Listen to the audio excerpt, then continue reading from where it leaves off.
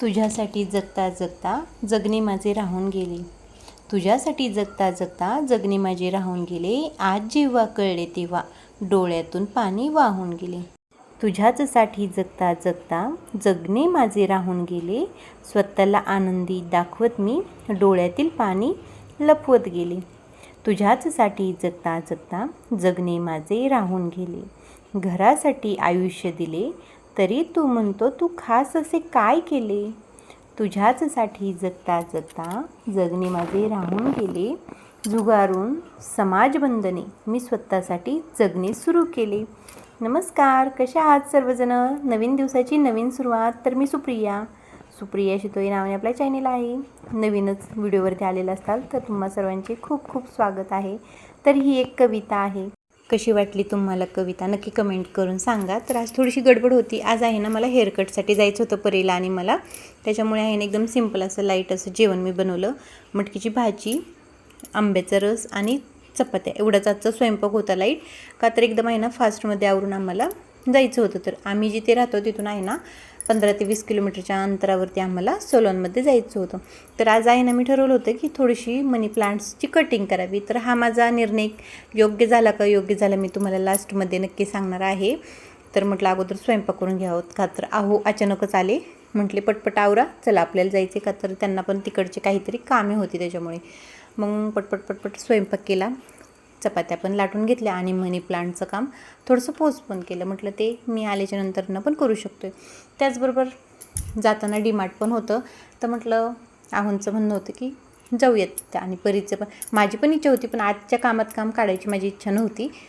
तर म्हटलं ठीक आहे चला जायचं आहे तर जाऊयात. पटपट आवरलं आणि मी इथं परत थोडीशी आजच्या दिवशी नर्वस झालेली होते. तर मूड अशा आहे ना स्विंग्स होत असतात. म्हणजे एखाद्या दिवशी एकदम फ्रेश वाटतं, एखाद्या दिवशी अचानकच रडायला येतं. तर हे कशामुळं आपल्यासोबत होत असतं तुम्हाला माहिती आहे का. आता मी सांगते की म्हणजे माझ्या मते तरी आहे ना आपल्या शरीरामध्ये विटॅमिन B12, हिमोग्लोबिन, त्याचबरोबर विटॅमिन D3 याच्या कमतरतेमुळे हे होत असते. जर तुम्हाला अजून काही यातील माहिती असेल तर तुम्ही नक्की सांगा. पण मूड स्विंग्स आहे ना कंटिन्यू होत असतात. फायनली आज हेअर कट करायला चाललेलो आहोत आणि 3 महिन्यात बघा केसांची ग्रोथ जास्त झाली, छान अशी वाढलेली आहे. आणि अजून पण नसते केले, पण उद्या काहीतरी स्पेशल आहे त्याच्यामुळे हेअर कट करायला चाललेलो आहोत. कुठं चाललो आपण हेअर कट करायला. दौंडला निघालेलो आहोत. कुठं हेअर कट वगैरे करायला जाणार आहे ते तुम्हाला मी पुढं तसं दाखवणारच आहे. आणि एकदम नॉर्मल हेअर कट करायचं आहे. फक्त हेअर कट का ची बाबा क्या बोला तूने फक्त आहे ना व्यवस्थित करून घ्यायचे आहे, कारण जास्त काही वाढलेलं नाही. आणि वरती कुठं काही छेड करायची नाही. तरी बघू आता ते पुढं गेल्यावरती कसं काय ठरते ते. आणि मॅडमचा पण हेअर कट करायचा आहे. तर गाईज आज आपण जात आहोत दौंडच्या डीमार्टला. चलो, परीची खायची शॉपिंग आहे फक्त, है ना. मॅडमचा खाऊ घ्यायचा आहे फक्त, त्यासाठी डीमार्टला चालू. चला मग पाहूयात दौंडचं डीमार्ट कसं आहे. कारण इथून मागं डीमार्टला जायचं म्हटलं तर डायरेक्टली पुण्याला जावं लागायचं. आमच्या इथं जवळच डीमार्ट आहे. गर्दी बघा, खूप गर्दी असते. आणि ओपन होऊन 15 दिवस झाले असतील. 15 किंवा 20 दिवस झाले असतात. आम्हाला असं काही शॉपिंग वगैरे म्हणजे एक्स्ट्राची करायची म्हटलं तर आम्हाला बारामतीला मॉलला जावं लागायचं.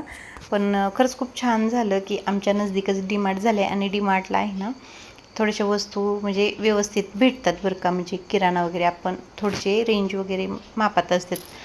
तर इथे आहे ना आम्ही सलूनमध्ये आलेलो होतो आणि त्यांची कॉलवरतीच अपॉइंटमेंट वगैरे घेतलेली होती. आणि बसले. मी त्यांना सांगितलं व्यवस्थित की कसं काय करायचं आणि मला कशासाठी हेअर कट करायचं आहे ते. तर तिथं जे होते तर त्यांच्या लक्षात आलेलं होतं. पण त्यांना आहे ना हे ऐकून आश्चर्य वाटलं की मी टक्कल कशासाठी केलं होतं. तर ते आहोंना विचारत होते. तर असे म्हणजे केसांना पाहून त्यांना थोडंसं वेगळंच वाटलं. म्हणजे मला पाहूनच त्यांना धक्का बसला. तर त्यांनी अगोदर आहोंना विचारलं नक्की काय भानगडी काय नाही असं. मला तर त्यांचं बोलणं ऐकून असं टेन्शन आलं की ते माझे हेअर कट करतील का नाही, काही म्हणजे सांगता येत नाही. म्हणजे मला थोडंसं वेगळंच वाटलं. तर ते आहोंना सांगत होते की यांची पूर्ण केस मोठे होण्यासाठी त्यांना 5 वर्ष तरी लागणार पहिल्यासारखे केस यायला.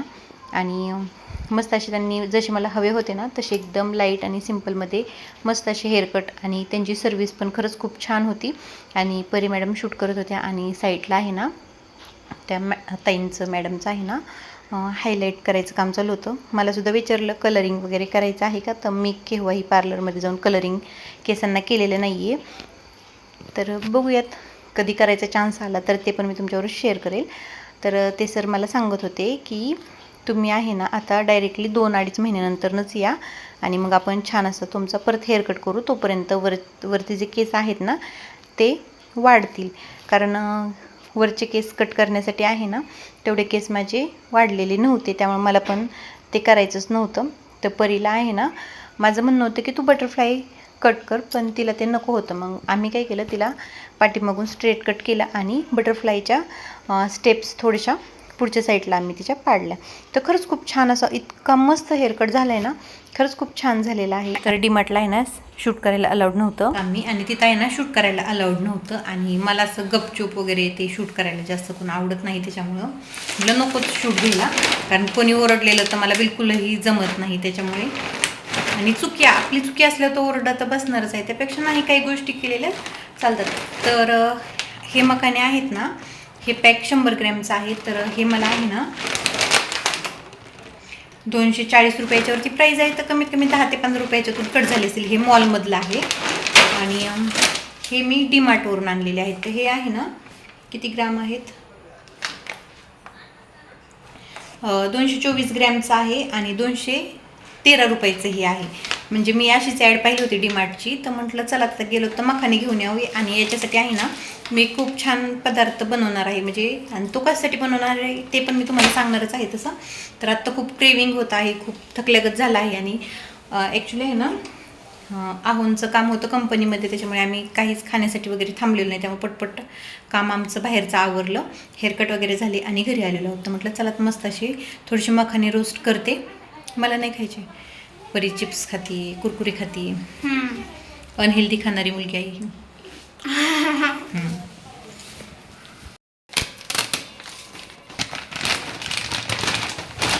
तर ही आहे ना 5 kgची बॅग आहे ही, म्हणजे आपण बाकीचा कोणता किराणा आणलात हे 5 kg ह्याच्यात बसतं, पण मखाण्यांना जास्त वेट नसतं, त्याच्यामुळे आहे ना भरपूर मखाने आलेले आहेत.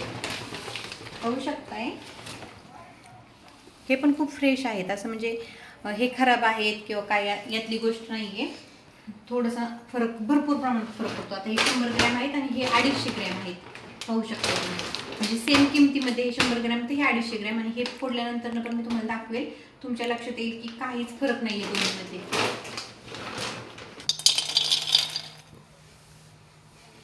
तर मी आता आहे ना याची भेळ बनवते थोडीशी खाण्यासाठी.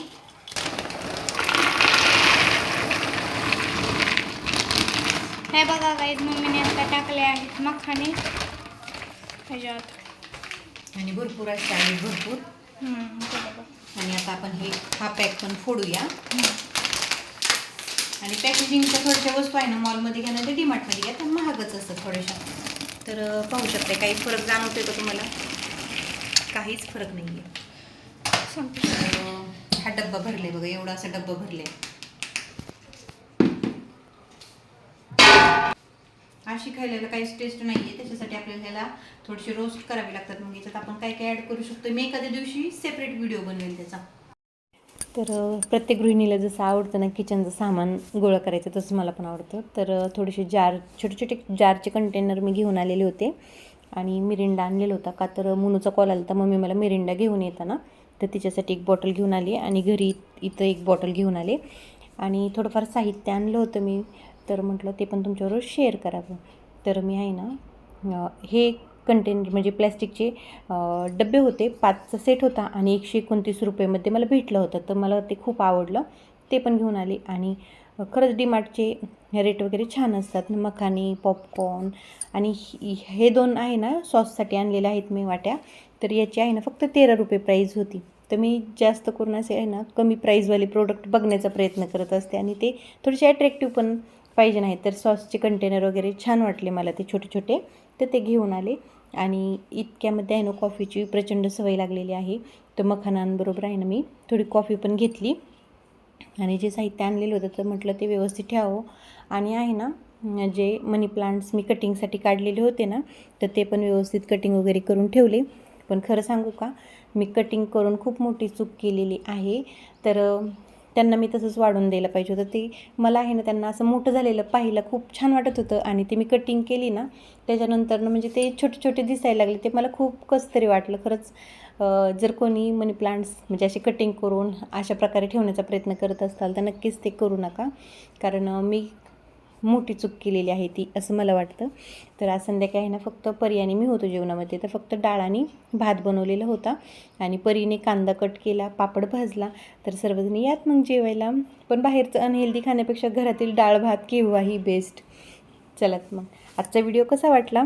व्हिडिओ आवडला असेल तर व्हिडिओला लाईक, शेअर आणि चॅनलला सबस्क्राईब करायला विसरू नका. Thanks for watching.